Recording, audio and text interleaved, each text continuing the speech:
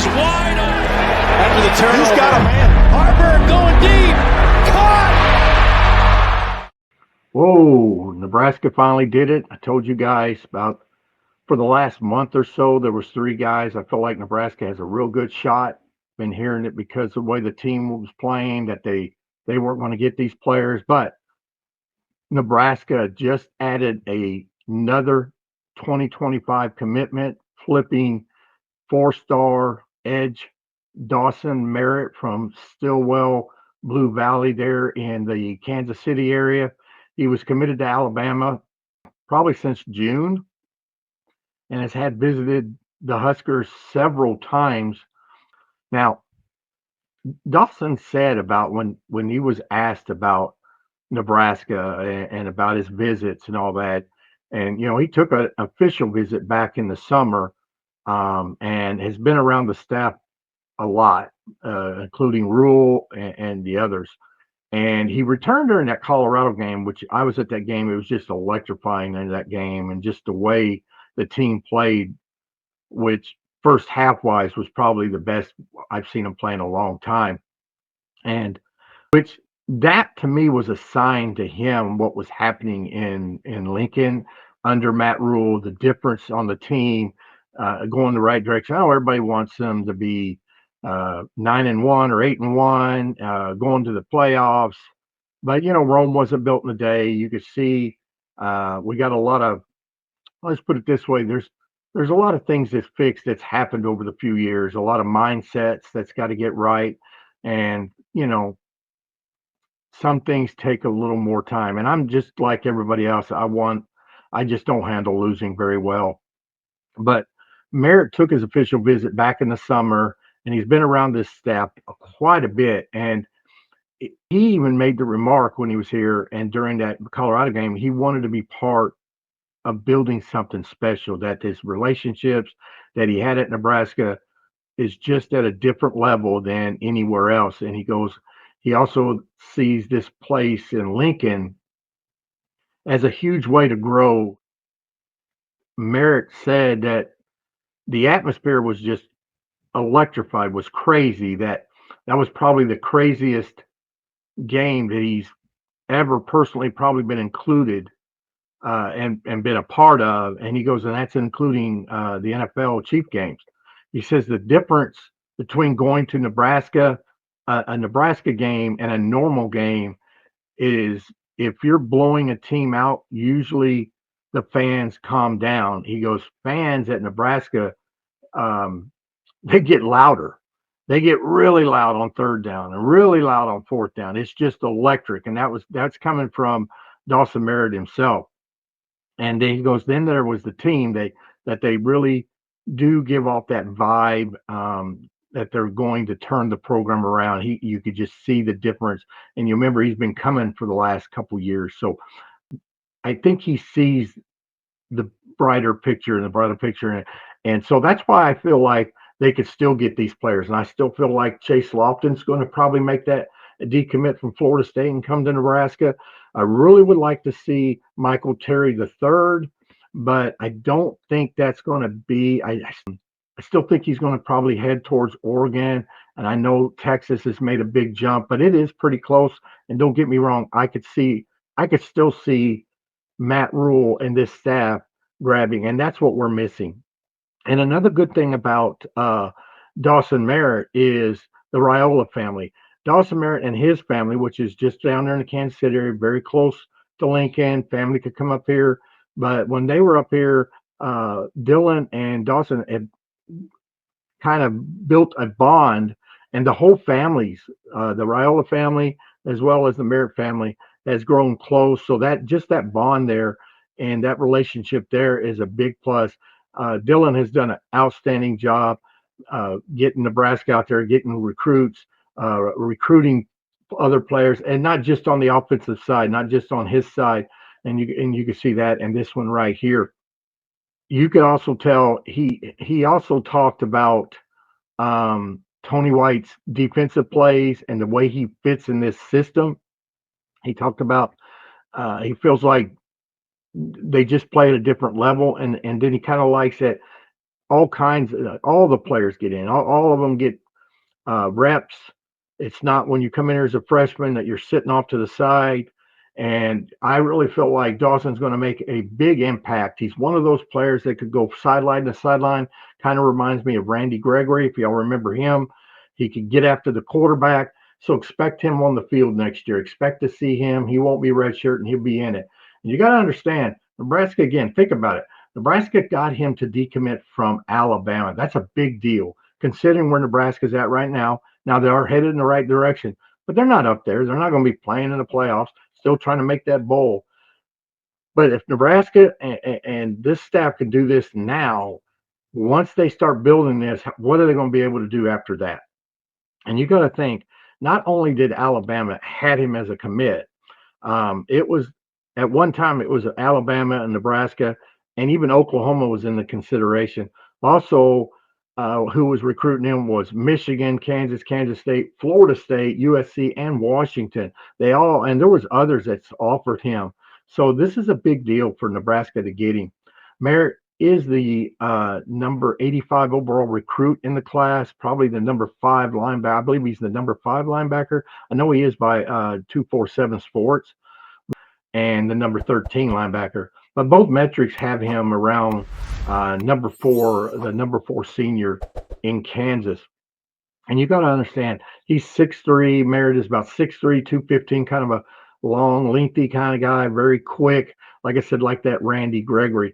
And he comes in a class from Nebraska's now flipped 3 of these recruits. They flipped Isaiah Mosey from Oregon, and they flipped um, Christian Jones. All of them from that Kansas City area, or now Christian Jones is, I believe, from Nebraska. He comes from a couple of players in that area. I think Pierce Muberry is another one that comes from that area. That's also coming to Nebraska. And you got to think Juju Marks. He's an offensive lineman. He comes from that area. He's another commit. And so this is a great catch. You could see the Kansas City area and the Missouri area is going to be a great draw for Nebraska. You got to remember they hired Jamar Mosey, Isaiah Mosey's father, who's from the Kansas City area. He's going to be recruiting that area. And you can see right here, even with Dawson, I'm sure he has a lot to do with this, because you got to think what did it for him was not only the atmosphere and what he saw and what he could be part of, but Rule and the staff never gave up on him. And Rule made an effort to go on down there during the season and watch one of Dawson Merritt's games. He's just there to be supportive. He ain't there to try to convince him. He knows Dawson already had a commit, but he wanted to let the young man know he's there for him no matter what he needs him. If he's even at Alabama, wherever he goes, that's just the way Matt Rule is. He's all about these young men and their development, no matter where they're at. And so he would be there for him. And I think that right there alone, that when Matt Rule went down there to watch his game and all that, that probably kind of did it for him. I think he just knew this was the right field. And like I said, being real close kind of helped itself. Now, Merritt has played at a very good high school program down there. He's been very productive. He's played multiple roles.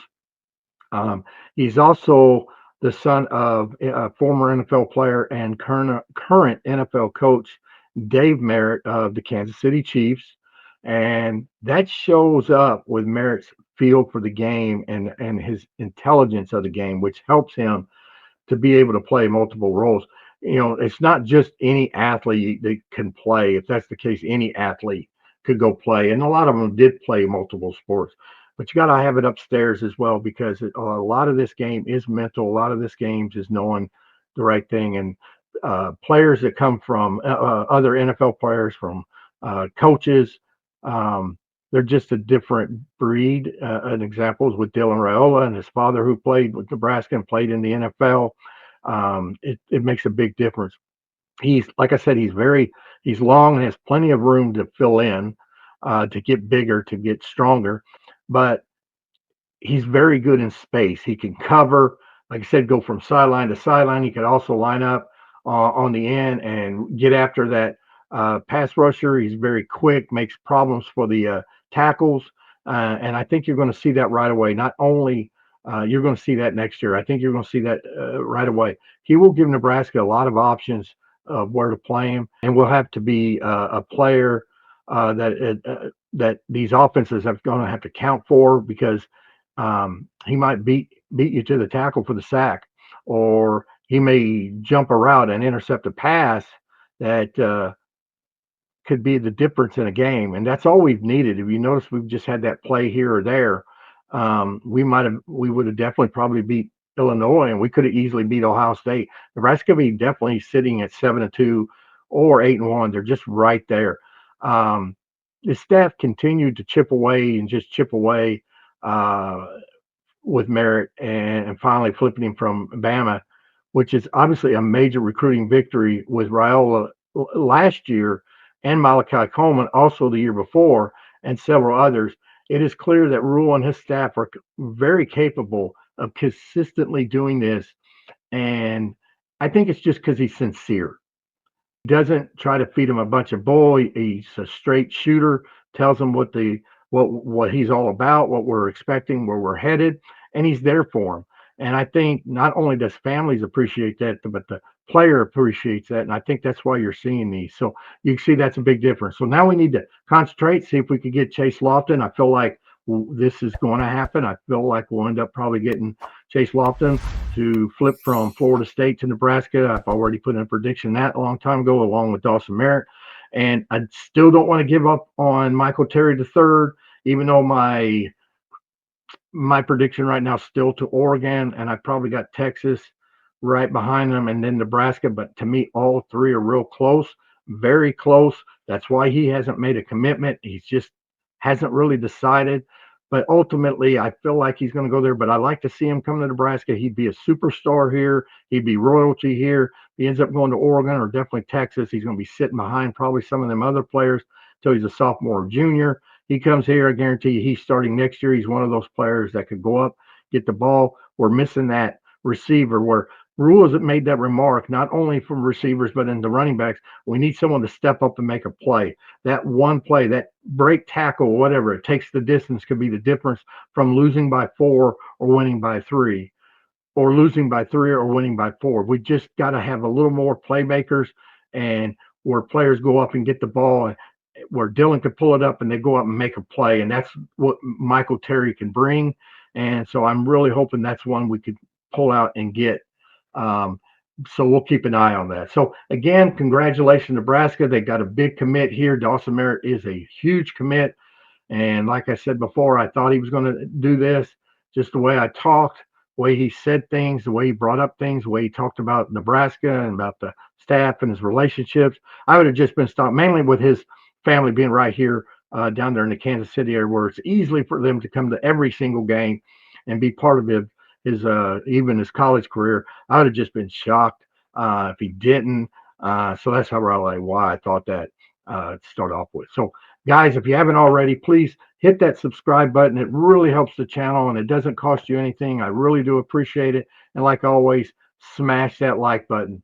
All right, till the next video, go Big Red.